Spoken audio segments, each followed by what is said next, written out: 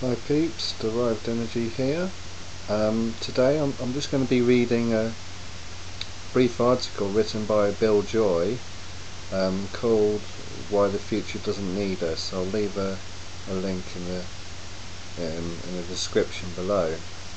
Okay, and he writes, first let us postulate that the computer scientists succeed in developing intelligent machines that can do all things better than human beings can do them. In that case, presumably all work will be done by vast, highly organized systems of machines, and no human effort will be necessary. Either of two cases might occur. The machines might be permitted to make all of their own decisions without human oversight, or else human control over the machines might be retained. If the machines are permitted to make all their own decisions, we can't make any conjectures as to the results, because it is impossible to guess how such machines might behave. We only point out that the fate of the human race would be at the mercy of the machines. It might be argued that the human race would never be foolish enough to hand over all the power to the machines, but we are suggesting neither that the human race would voluntarily turn power over to the machines, nor that the machines would willfully seize power. What we do suggest is that the human race might easily permit itself to drift into a position of such dependence on the machines that it would have no practical choice but to accept all of the machines' decisions. As society and the problems that face it become more and more complex, and machines become more and more intelligent, people will let machines make more of their decisions for them, simply because machine-made decisions will bring better results than man-made ones. Eventually a stage may be reached at which the decisions necessary to keep the system running will be so complex that human beings will be incapable of making them intelligently. At that stage, the machines will be in effective control. People won't be able to just turn the machines off, because they will be so dependent on them that turning them off would amount to suicide.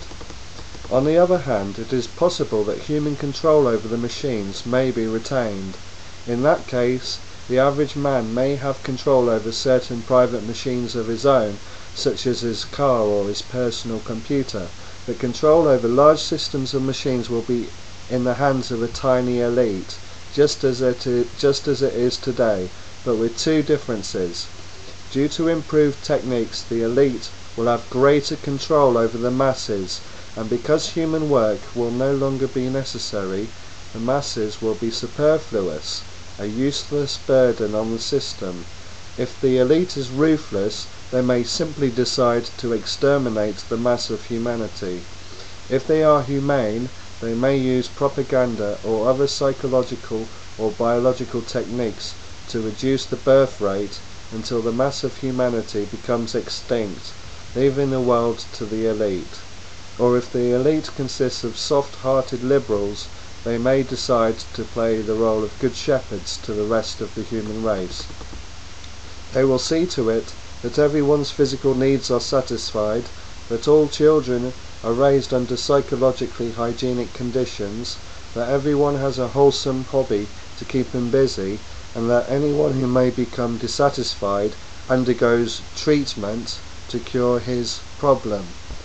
Of course, life will be so purposeless that people will have to be biologically or psychologically engineered, either to remove their need for the power process or make them sublimate their drive for power into some harmless hobby. These engineered human beings may be happy in such a society, but they will most certainly not be free. They will have been reduced to the status of domestic animals.